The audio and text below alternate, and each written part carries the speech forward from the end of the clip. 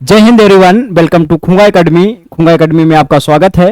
आज का हमारा टॉपिक है बायोलॉजी का बहुत ही हॉट टॉपिक, बहुत ही बेहतरीन टॉपिक, जहां से क्वेश्चंस आपके एग्जाम में पूछे जाते हैं। ब्लड, ये छोटी छोटी क्लासेस हैं, यहां से आपके कॉन्सेप्ट क्लियर हो रहे हैं और जो मैक्सिमम क्वेश्चन जिस टॉपिक से पूछे जा रहे हैं वो सारे टॉपिक हम लेकर के आ रहे हैं। तो ये सीरीज चलती रहेगी, आप पर डे देखिए यूट्यूब पर, और इसमें जो भी चीजें हैं ना उनके नोट्स बनाइए भाई, टॉपिक के नोट्स बना लीजिए तो आपके पास हो जाएंगे।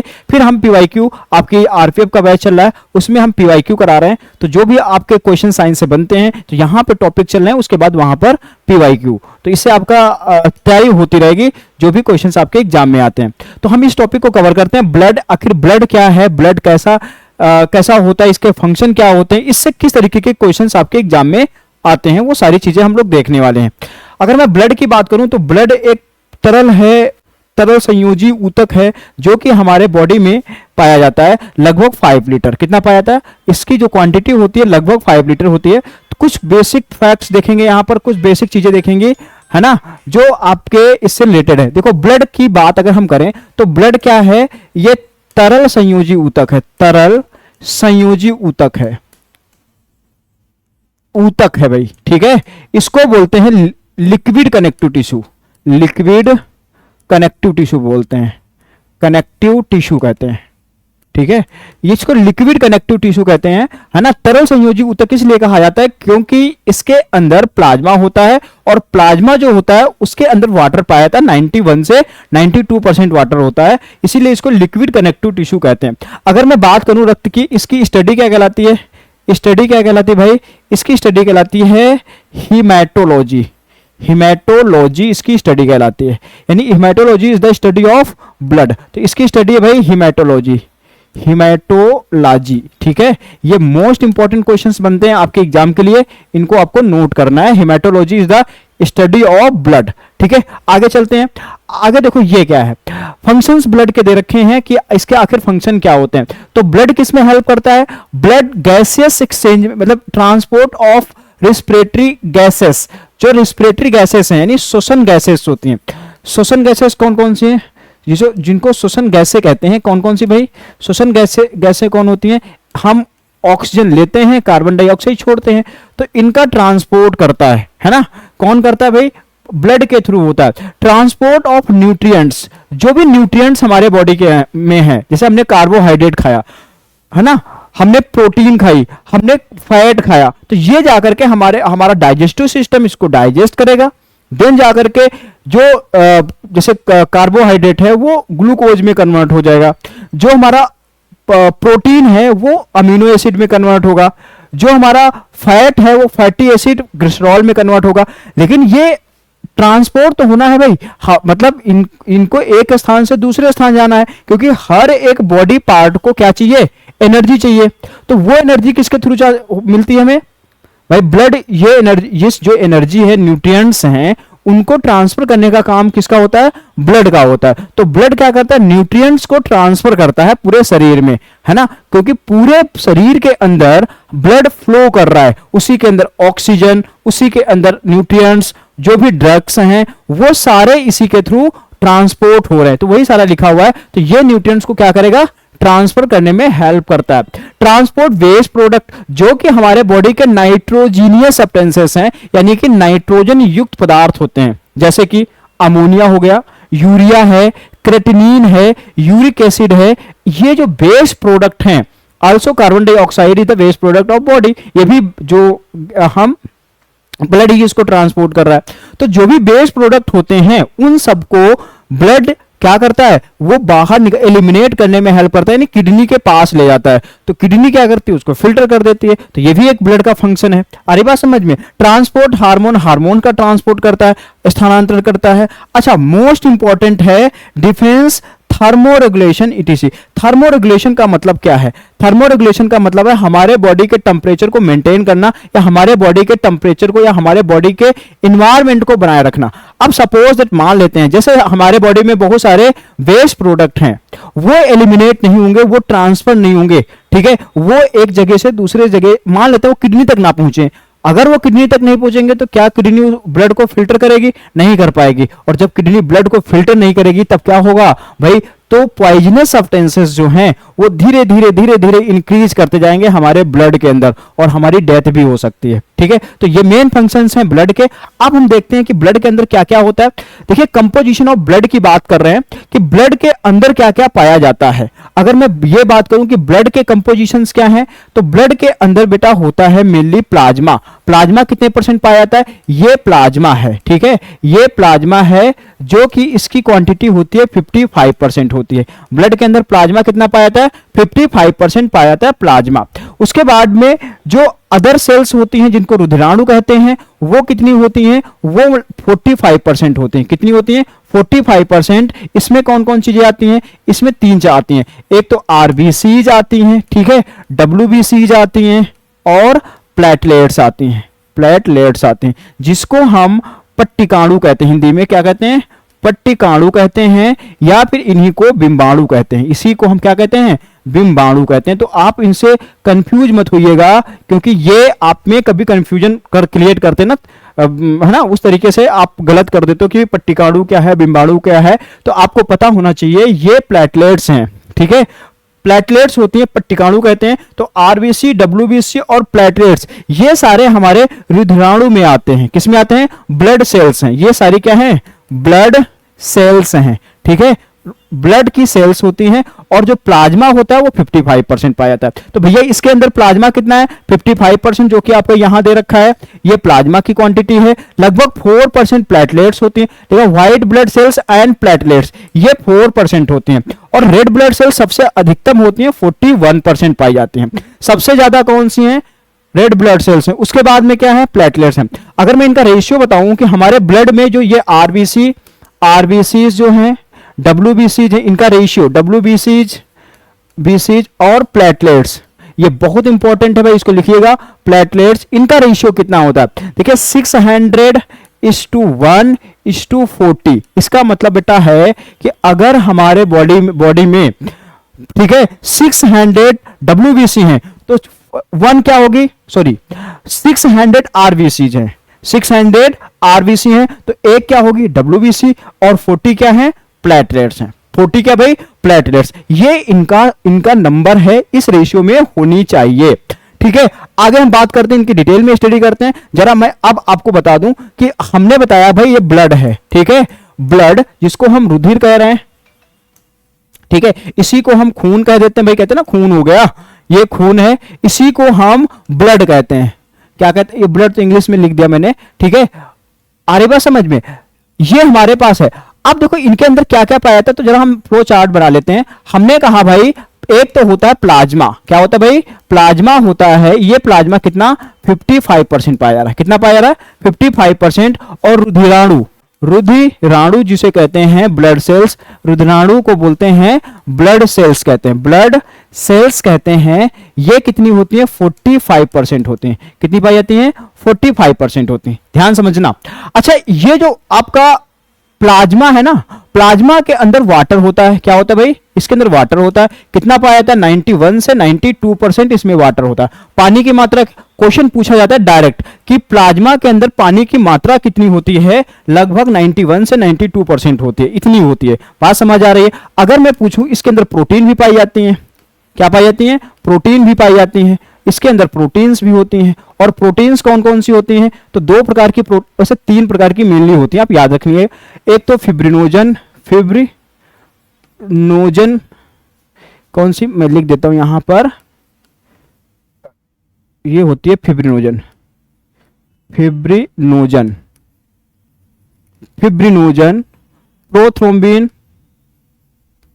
प्रोथ्रोम्बिन और एल्बुमिन।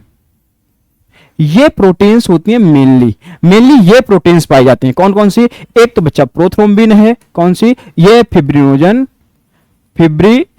है भैया। ठीक है, ये है प्रोथ्रोम्बिन है ना, और एल्ब्यूमिन ये आपकी प्रोटीन्स पाई जाती हैं। इसी प्लाज्मा के अंदर एंटीबॉडी का निर्माण होता है। किसका?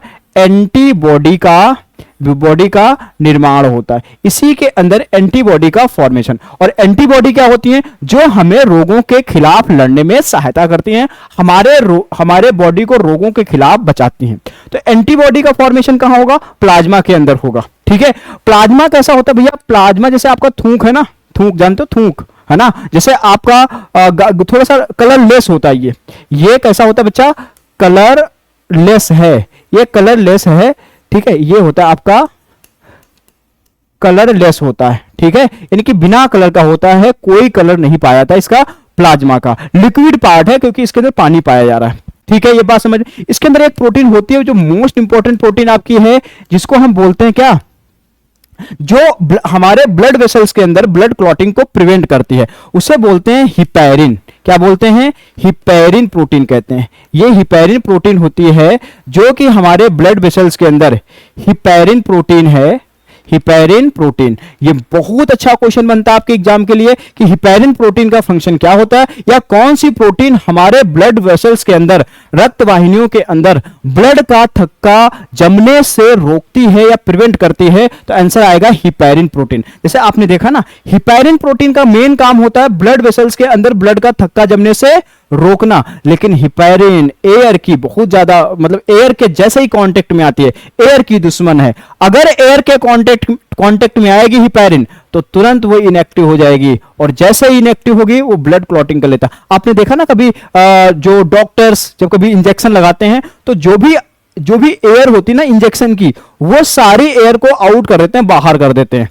अगर वो एयर बाई चांस चली गई हमारे ब्लड वेसल्स के अंदर तो वहां पर मौजूद है हिपैरिन प्रोटीन, और वो हिपैरिन प्रोटीन जैसे ही किसके एयर के कांटेक्ट में आएगी इनएक्टिव हो जाएगी, और जैसे ही इनएक्टिव हो गई तो भैया ये जो ब्लड क्लॉटिंग फैक्टर्स हैं हमारे फिब्रिनोजन, प्रोथ्रोम्बिन, ये क्या हो जाएंगे? एक्टिव हो जाएंगे, और जैसे ये एक्टिव होंगे ब्लड वेसल्स के अंदर ब्लड क्लॉट कर जाएगा। ठीक है, तो जैसे ही ब्लड वेसल्स के अंदर ब्लड क्लॉट होगा तो आपने देखा ना यहां पर, जैसे कोई नौसिखिया डॉक्टर है जिसको अनट्रेन डॉक्टर है, उसने जब इंजेक्शन लगाया तो उसको नहीं पता भाई एयर बाहर निकालनी है, अगर उसने ऐसा कर दिया तो आपने देखा ना वहां पर फिर एक गांठ जैसी बन जाती है, और वो फिर कैंसर कॉज करती है, या फिर वो पक जाता है तो आपको बहुत प्रॉब्लम होती है। समझ में आ रहा है? तो ये मेन चीजें हैं। अब देखो रुधिराणु की बात करते हैं। किसकी बात करते हैं? रुधिराणु की बात करते हैं। रुधिराणु, ठीक है, रुधिराणु को हम ब्लड सेल्स कह रहे हैं, ब्लड सेल्स। ठीक है, अब देखो रुधिराणु हमने बताया, जो रुधिराणु है जो भी, वो कितनी भाई? 45% है, जिनको हम ब्लड सेल्स कहते हैं। क्या कहते हैं? ब्लड सेल्स कहते हैं। ठीक है, ये 3 प्रकार की होती, मैंने बताया। ये फॉर्म्ड एलिमेंट भी कहलाते हैं जो ब्लड के अंदर पाए जाते हैं। ठीक है, क्या क्या है? एक तो है आरबीसीज है, जिसको हम बोलते हैं red blood cells, red blood cells कहते हैं। ठीक है, और इनका दूसरा नाम अगर आपके एग्जाम में पूछा जाए कि आरबीसी का दूसरा नाम क्या होता है, यानी another name of the RBC, या इसका वैज्ञानिक नाम क्या है, तो आप बड़े प्यार से बताना भैया, क्या? इरिथ्रोसाइट। इरिथ्रोसाइट कहते हैं इसे। क्या कहते हैं? इरिथ्रोसाइट कहते हैं। ये है आपका मेन, इसे इरिथ्रोसाइट कहते हैं। बात समझ में? पहला, ठीक है, ये फर्स्ट है। सेकंड की बात करते हैं डब्ल्यूबीसीज। तो डब्ल्यूबीसीज को क्या कहते हैं? व्हाइट ब्लड सेल्स कहते हैं, व्हाइट ब्लड सेल्स कहते हैं। ठीक है, व्हाइट ब्लड सेल्स कहते हैं। और इसको हम क्या कहते हैं वैज्ञानिक भाषा में? इसको कहते हैं ल्यूकोसाइट। ल्यूकोसाइट कहते हैं, ल्यूकोसाइट। ये भैया है ल्यूकोसाइट है। बात समझ में आ रही है? इसके बाद अगर मैं तीसरे की बात करूं तो ये बच्चा है प्लेटलेट्स, जिसको अभी मैंने बताया पट्टिकाणु कहते हैं। क्या कहते हैं? पट्टिकाणु कहते हैं। और जिसको हम कहते हैं क्या? थ्रोम्बोसाइट। क्या कहते हैं? थ्रोम्बोसाइट कहते हैं। तो ये चीजें आपको याद होनी चाहिए कि इनको अनदर नेम से क्वेश्चन पूछ लेते हैं। ठीक है भाई, आ रही बात समझ में? अच्छा, इसका जो काम होता है, मेन फंक्शन है आरबीसी का, शरीर में ऑक्सीजन के ट्रांसफर में सहायता करना, यानी हमारे शरीर में ऑक्सीजन को कैरी करती हैं, ऑक्सीजन को ट्रांसफर करती हैं। डब्ल्यूबीसी का मेन फंक्शन होता है, ये हमें रोगों के खिलाफ लड़ने में सहायता करती हैं, इसीलिए इनको शरीर का सिपाही कहते हैं, सोल्जर्स ऑफ द बॉडी कहते हैं। क्यों? क्योंकि ये रोगों के खिलाफ लड़ने में सहायता करती हैं। प्लेटलेट्स का मेन फंक्शन क्या है? ये शरीर में रक्त क्लॉटिंग में हेल्प करते हैं, यानी ब्लड का थक्का जमने में सहायता करती हैं। अब हम चलते हैं आगे और एक एक के बारे में पढ़ते हैं। देखो ये प्लाज्मा है, यहां पर मैंने पढ़ लिया है वैसे और सारी चीजें। प्लाज्मा क्या होता है? ये मैट्रिक्स ऑफ द ब्लड है। मैट्रिक्स का मतलब ये लिक्विड टाइप का होता है, एकदम मिक्स टाइप का होता है, तो इसको मैट्रिक्स ऑफ द ब्लड कहते हैं। ये कैसा होता है? स्ट्रो कलर्स का होता है, मतलब आपका कलरलेस, एकदम हल्का सा वैसा दिखाई देगा, मतलब कलरलेस ही होता है ज्यादातर, ठीक है। स्लाइटली एल्कलाइन होता है। कैसा होता है? एल्कलाइन होता है, क्योंकि इसका जो ब्लड का पीएच मान है, ध्यान समझना, ब्लड का जो पीएच मान होता है वो 7.4 होता है। तो ये कैसा होगा? 7.4, 7 से थोड़ा सा ज्यादा, तो ये कैसा होगा? एल्कलाइन होगा, स्लाइटली बेसिक होगा। क्या है? स्लाइटली जो है ना वो बेसिक नेचर का होता है, ये स्लाइटली बेसिक नेचर का होता है, और विस्कस एक्वस सॉल्यूशन है, ठीक है। ये कितना पाया जाता है? ये 55% होता है। ये टोटल वॉल्यूम ऑफ ब्लड, जो टोटल ब्लड पाया जा रहा है उसमें कितना? 55% पाया। ये सब मैंने बताया, बस आप एक बार देख लो। इसमें इसके अंदर क्या होता है? 92% बच्चा वाटर होता है, 8% इंक्लूड द फॉलोइंग सब्सटेंसेस, अलग अलग होते हैं, जिसमें आपकी प्रोटीन्स भी हैं, एलिमेंट्स भी हैं, और भी सारी चीजें पाई जाती हैं, एंटीबॉडीज पाई जाती हैं, वो आपको 8% में आएंगी। लेकिन अगर वाटर की क्वांटिटी पूछी जाती है तो बच्चा बताओगे 91 से 92%। कितना? 91 से 92%। बात समझ में आ रही? प्लाज्मा। आगे चलते हैं। आगे देखो, ये प्लाज्मा के कुछ कंपोजिशंस हैं जो मैंने अभी आपको बताए हैं, बस इनको जस्ट देखना है। कौन कौन से? देखो, अमीनो एसिड पाए जाते हैं, नहीं प्रोटीन्स होती हैं इसके अंदर। क्या होती हैं? प्रोटीन्स होती हैं। और क्या होता है इसके अंदर? हार्मोन्स भी पाए जाते हैं, हार्मोन्स और एंजाइम्स होते हैं। इसके अंदर ग्लूकोज होता है, लिपिड होता है, कोलेस्ट्रॉल की मात्रा भी होती है। अच्छा, अगर वेस्ट मटेरियल की बात करें तो इसी के अंदर होते हैं कौन कौन से? क्रेटिनिन है, यूरिया है ना, यूरिक एसिड है, ब्लूरुबिन है। अच्छा, ये ब्लूरुबिन क्या होता है? ब्लूरुबिन लीवर से निकलता है, ये येलो कलर का होता है, जो जॉन्डिस डिजीज कॉज करता है। क्या करता है? जॉन्डिस डिजीज कॉज करता है। अच्छा, गैसेस भी, कार्बन डाइऑक्साइड, ऑक्सीजन और नाइट्रोजन, ये गैसेस भी पाई जाती हैं। विटामिन भी होती हैं इसके अंदर, और प्लाज्मा के अंदर प्लाज्मा प्रोटीन्स होती हैं। कौन कौन सी हैं? एल्ब्यूमिन है, ठीक है, ग्लोब्यून है, फिब्रिनोजन है। देखो ये सारी प्रोटीन मैंने बताई, जिसमें से आपको ग्लोब्यून याद रखना है, आपको फिब्रिनोजन याद रखना है, और आपको एल्ब्यूमिन भी याद रखना है। ये प्रोटीन्स आपको याद रखनी है। तो मेन चीजें आपको याद रखनी है। आयंस के फॉर्म में इनऑर्गेनिक सब्सटेंसेस जो हैं, जैसे कि सल्फेट है, कार्बोनेट्स हैं, बाइकार्बोनेट्स हैं, और क्लोराइड्स हैं, आयंस होते हैं, फॉस्फेट्स आयंस होते हैं, ये सारे प्लाज्मा के अंदर प्रेजेंट होते हैं। ये प्लाज्मा के कंपोजिशंस हैं, इतना डिटेल से नहीं, लेकिन हाँ कुछ कुछ चीजें पूछ लेते हैं, आपको आनी चाहिए। आगे चलें भाई, आगे देखो। अब रेड ब्लड सेल्स की बात करते हैं। देखिए, रेड ब्लड सेल्स है ना, आरबीसी का मतलब रेड ब्लड सेल्स है। रेड ब्लड सेल्स के बनने की प्रक्रिया को इरिथ्रोसाइटोसिस कहते हैं। क्या कहते हैं? इरिथ्रोसाइट्स कहा जाता है। अच्छा सॉरी, अभी इनकी ये लिखा हुआ है, अभी बताऊंगा। रेड ब्लड बनने की क्रिया को इरिथ्रोसाइटोसिस कहते हैं, वो अलग लिखा होगा, ठीक है। हाँ, है ना। ये देखो, पहले ये इनका नाम है, रेड ब्लड सेल्स को हम इरिथ्रोसाइट कहते हैं। इरिथ्रोसाइट मैंने बताया था अभी, इरिथ्रोसाइट कहते हैं इसको। क्या कहते हैं भैया? इरिथ्रोसाइट कहते हैं रेड ब्लड सेल्स को, ठीक है। रेड ब्लड सेल्स को इरिथ्रोसाइट्स कहते हैं। ये कैसे होती है? नॉन न्यूक्लिएटेड होती है। इसका मतलब लिख लो, आरबीसी में केंद्रक नहीं पाया जाता, केंद्रक नहीं पाया जाता, अनुपस्थित होता है, पाया जाता। इसके अंदर जो बच्चा केंद्रक है, न्यूक्लियस है, वो नहीं पाया जाता, ठीक है। आरबीसी के अंदर केंद्रक होता है? नहीं होता है, लेकिन एक लामा प्रजाति है जो ऊंट की जनरेशन है, उसके आरबीसी के अंदर न्यूक्लियस होता है, लेकिन इसमें न्यूक्लियस नहीं पाया जाता। और कैसे होती है? इनका जो शेप है भैया, बाइकॉन्केव शेप की होती है, बाइकॉन्केव शेप की होती है, वो उत्तलाकार होती हैं, ठीक है। The process of formation of RBC, RBC के बनने का जो फॉर्मेशन का निर्माण की प्रक्रिया है, वो क्या कहलाती है? वो कहलाती है इरिथ्रोपोएसिस। क्या कहलाती है? तो लिख लो, आरबीसी के बनने की क्रिया क्या कहलाती है? इरिथ्रोपोएसिस कहलाती है। क्या कहलाती है? इरिथ्रोपोएसिस कहलाती है। आरबीसी की बनने की क्रिया इरिथ्रोपोएसिस कहलाती है। और जब हम एम्ब्रियोनिक स्टेज में होते हैं, एम्ब्रियोनिक स्टेज का मतलब जब हम भ्रूणावस्था में होते हैं, जब हम किसमें? भ्रूणावस्था में होते हैं, भ्रूणावस्था में, तो इसका निर्माण कहां होता है? यकृत में या फिर प्लीहा में होता है। स्प्लीन का मतलब बच्चा प्लीहा।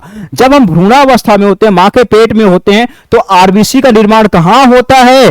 बोलो, लीवर में या स्प्लीन में होता है? लीवर या फिर स्प्लीन में होता है। लेकिन आफ्टर बर्थ, जन्म लेने के बाद, रेड बोन मैरो कहां पे होगा? लाल अस्थि मज्जा में होता है। लाल अस्थि मज्जा, अस्थि मज्जा में होता है। तो बताओ, जन्म लेने के बाद कहां होता है? लाल अस्थि मज्जा में होता है। आपने देखा है, ये आपकी बोन है, तो बोन के अंदर का जो पार्ट होता है, हॉलो स्पेस होता है, वहां पर क्या पाया जाता है? रेड बोन मैरो पाया जाता है। और ये रेड बोन मैरो इतना ताकतवर होता है, अगर आप इसका सूप 1 महीने पी लो ना, तो आपके अंदर वो ताकत आ जाएगी ना, आप ना अपने आप को संभाल नहीं पाओगे। मतलब इतना ज्यादा होता है, ये ताकतवर होता है। ये कैसा होता है भैया? हमारी जो बोन्स, लॉन्ग बोन्स है ना, होलो होती हैं, उनके अंदर बोन मैरो होता है, और उस बोन मैरो के अंदर, रेड बोन मैरो के अंदर क्या होता है? आरबीसी का फॉर्मेशन होता है। जैसे मान लेते हैं, ये हमारी बोन है, ये बोन है, ठीक है, देखिए ना बोन, और ये आपका जो अपर पार्ट होता है, इसे बोलते हैं red bone marrow. Red bone marrow होता है, ठीक है, ये रेड बोन मैरो होता है, यहां पर आरबीसी का फॉर्मेशन होता है। इतनी बात समझ में? आगे चलें। आगे देखो, यहां पर इनका लाइफ स्पैन कितना होता है? लाइफ स्पैन का मतलब है इनका जो जीवन काल है, जीवन काल है, वो जीवन काल होता है भैया 120 डेज होता है। कितना होता है? 120 डेज का इनका जीवन काल होता है। अच्छा, अगर पूछा जाए, large number of the RBC die in the every second, मतलब बहुत ज्यादा मात्रा में जो आरबीसी है हर सेकेंड में मरती हैं, ठीक है, हर सेकेंड में मरती हैं। Worn out corpuscles undergo the break down in the liver and spleen. मरने के बाद कहां जाती है वो? लीवर या स्प्लीन में जाती हैं। इसीलिए स्प्लीन को, प्लीहा को क्या कहते हैं? को आरबीसी का क्या कहा जाता है? कब्रिस्तान कहा जाता है। कब्रिस्तान कहा जाता है। कब्रिस्तान कहा जाता है, ठीक है, आरबीसी का कब्रिस्तान कहा जाता है। इसके बाद इसके पूछा जाए इनका नॉर्मल काउंट कितना होता है, यानी कि ये कितने मात्रा में पाई जाती हैं? तो भैया ये होती हैं 5 मिलियंस होती हैं पर सीसी पर क्यूबिक होती हैं। यानी कि इनका जो नंबर होता है 5 लाख पर मतलब 5 लाख पर mm क्यूब होते हैं, पर सीसी होते हैं। और फीमेल्स में कितना होता है? 4.5 पर सीसी होती हैं, ठीक है। अब एक वर्ड है पॉलीसाइथीमिया। क्या है? पॉलीसाइथीमिया। ये है पॉलीसाइथीमिया। ये पॉलीसाइथीमिया, पॉलीसाइथीमिया क्या है? लिखा पैथोलॉजिकल लिखा कंडीशंस इन विच RBC count goes abdomen high. मतलब अगर आरबीसी की संख्या, ध्यान से ये बात समझ लो क्या है, अगर आरबीसी की संख्या ज्यादा हो जाती है तो एक बीमारी होती है जिसको हम पॉलीसाइथीमिया कहते हैं। क्या कहते हैं? पॉलीसाइथीमिया। और अगर आरबीसी की संख्या कम हो जाएगी, आरबीसी की संख्या कम हो जाएगी, तो इसको बोलते हैं एनीमिया। एनीमिया कहा जाता है। इसको क्या कहते हैं? एनीमिया कहते हैं, ठीक है। तो एनीमिया क्या होती है? जब आरबीसी की संख्या कम हो जाती है तो उसे रक्त अल्पता या फिर हम एनीमिया कहते हैं। और आरबीसी की संख्या ज्यादा हो जाती है तो उसे बोलते हैं पॉलीसाइथीमिया। क्या बोलते हैं भाई? पॉलीसाइथीमिया। तो बात समझ में, ठीक है भाई।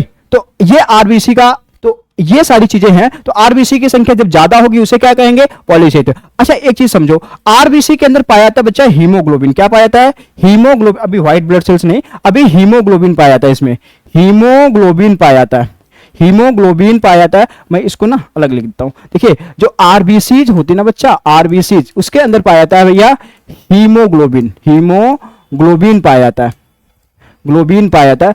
ये होता है बेटा हीमोग्लोबिन, जिसके कारण जो हमारा आरबीसी होती है वो रेड कलर की होती है, रेड कलर की होती है। और अगर आपसे पूछा जाए जो ब्लड है हमारा, ब्लड रेड कलर का क्यों होता है? Due to presence of RBCs या फिर हीमोग्लोबिन, ठीक है। हीमोग्लोबिन के कारण हमारा जो ब्लड होता है वो रेड कलर का होता है। कैसा होता है भाई? रेड कलर का होता है। अच्छा, हीमोग्लोबिन, देखो हीमो लिखा ना, हीमोग्लोबिन, इसको अगर हम तोड़ें तो हीम का मतलब क्या बच्चा होता है?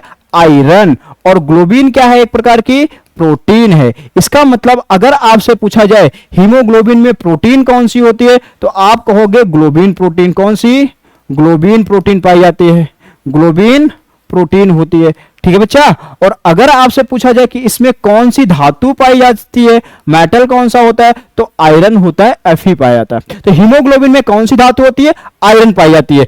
अगर पूछा जाए हीमोग्लोबिन की कमी से रोग कौन सा होता है, तो आप भी कहोगे सर एनीमिया। कौन सा भैया, एनीमिया। इसी को रक्त अल्पता कहते हैं, ठीक है, इसी को क्या बोलते हैं, रक्त अल्पता। अब हीमोग्लोबिन का फंक्शन क्या है, हीमोग्लोबिन जब कभी ये देखिए ऑक्सीजन से कंबाइंड होता है और ऑक्सीजन को कैरी करता है, ऑक्सीजन को कैरी करता है, ऑक्सीजन के परिवहन में सहायता करता है। तो हीमोग्लोबिन किस में सहायता करता है, ऑक्सीजन के ट्रांसपोर्ट में सहायता करता है।